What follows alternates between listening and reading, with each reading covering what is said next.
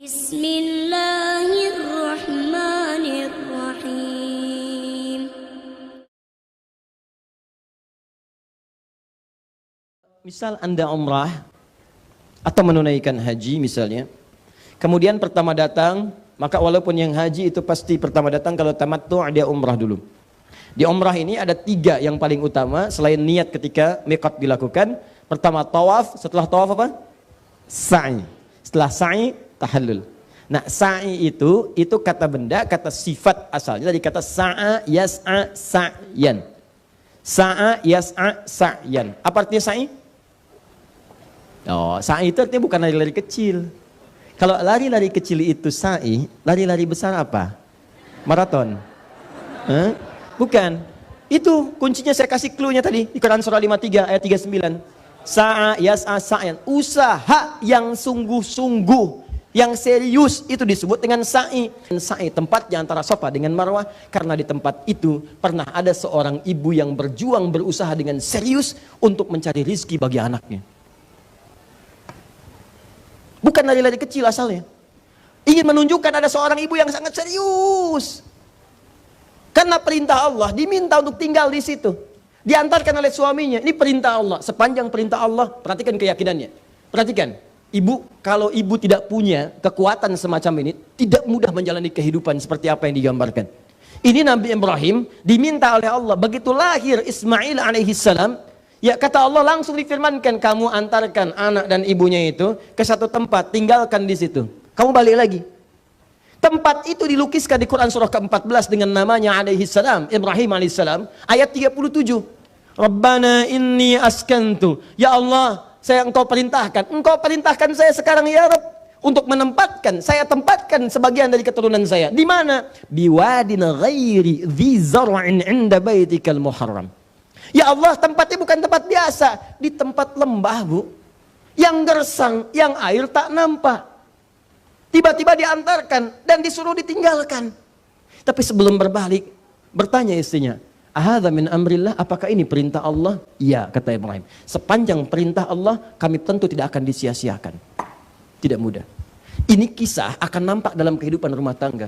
Ibu mungkin ditinggal suami tugas kemana, cukup panjang sifatnya. Ini bawa oleh ibu prinsip ini. Kalau Anda tidak mendapatkan prinsip ini, setan akan mempermainkan Anda dalam kehidupan. Apalagi di rumah tangga ada setan khusus yang bertugas memecah belah kehidupan rumah tangga. Disebutkan di Quran surah kedua ayat 102. Yufarriquna bihi bainal mar'i waz-zawji. Tugas dia memecah belah kehidupan rumah tangga, khususnya suami dengan istri. Apa yang dilakukan? Begitu Ismail menangis, Allah menetapkan tidak keluar ASI dari ibundanya. Apa yang dilakukan oleh ibundanya? Bukan mengeluh. Coba silakan cek, tidak pernah terdeteksi dalam kitab-kitab tarikh sejarah Sayyidah Hajar mengatakan, ya Allah, kenapa engkau perlakukan saya begini? Ya Allah, kenapa begini? Ya Allah, kapan ini berakhir? Tidak. Sepanjang ini ketentuan Allah, saya terima. Allah tidak akan pernah sia-siakan saya.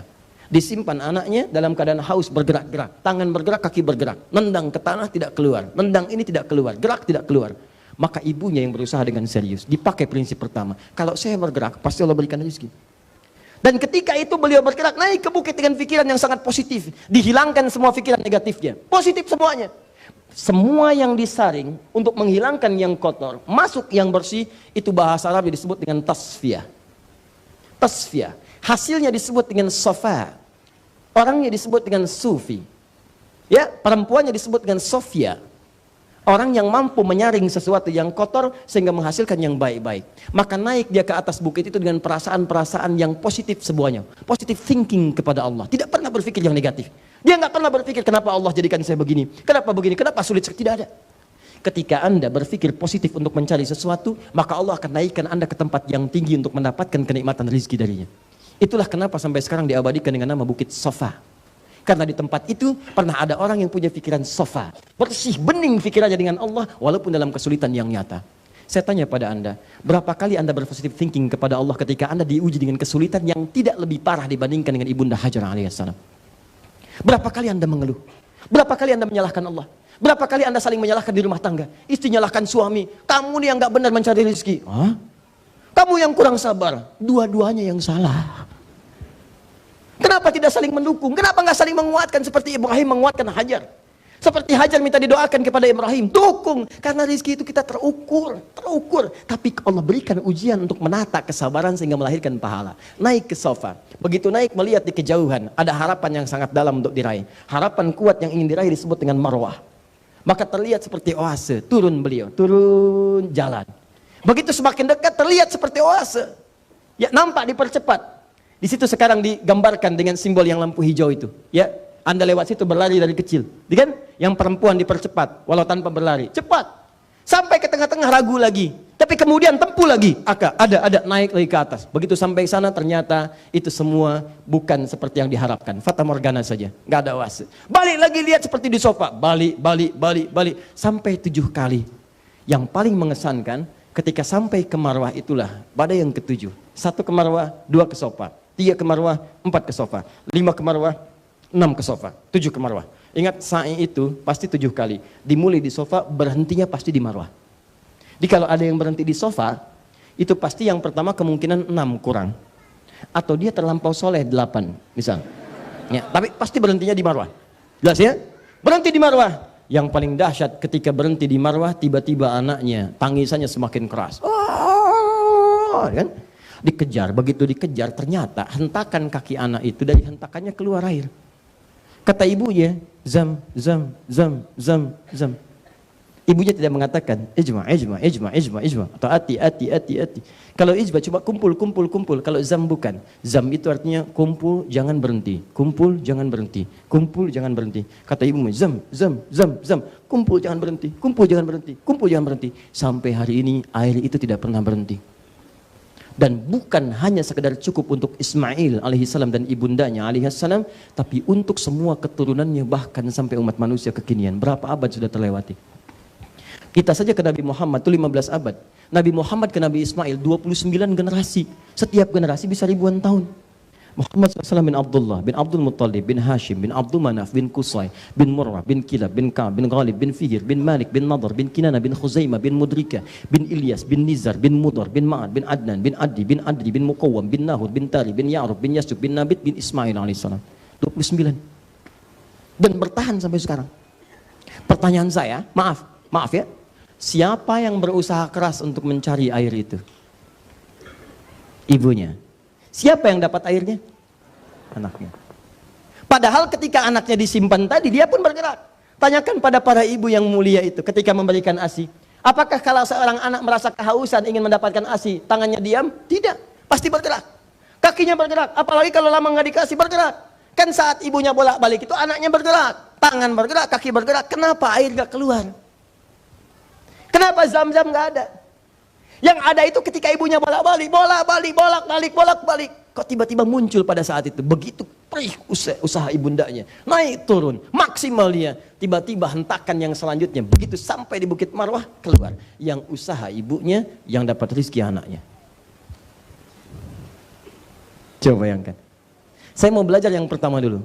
Kesimpulan pelajaran yang pertama, ketika Anda berikhtiar teman-teman, itu boleh jadi mungkin bukan satu pertama kali ikhtiar. Yang ke-7 kali itu baru Allah berikan. Yang 6-nya itu bukan gak ingin ngasih, tapi Allah ingin berikan pahala buat antum.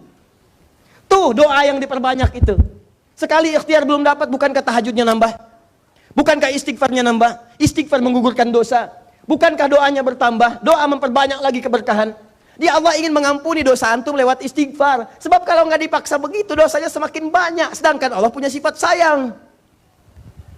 Tuh antum yang jarang tahajud dipaksa, yang jarang puasa dipaksa. Sehingga dengan itu pahala terakumulasi. Nanti kalau sudah banyak pahalanya, fulan, dosa kamu sudah saya ampuni, pahala sudah banyak, ke surga sudah siap. Nih saya berikan hasil kamu yang kemarin. Ayo silahkan nikmati sepuas-puasnya. Nanti di akhirat saya berikan lebih daripada apa yang kamu dapatkan sekarang. Sampai kamu merasa puas. Wala saufa yu'tika rabbuka fatardah. Akan diberikan oleh Rabbu sampai kamu ridha dengan semuanya itu. Itu maksudnya.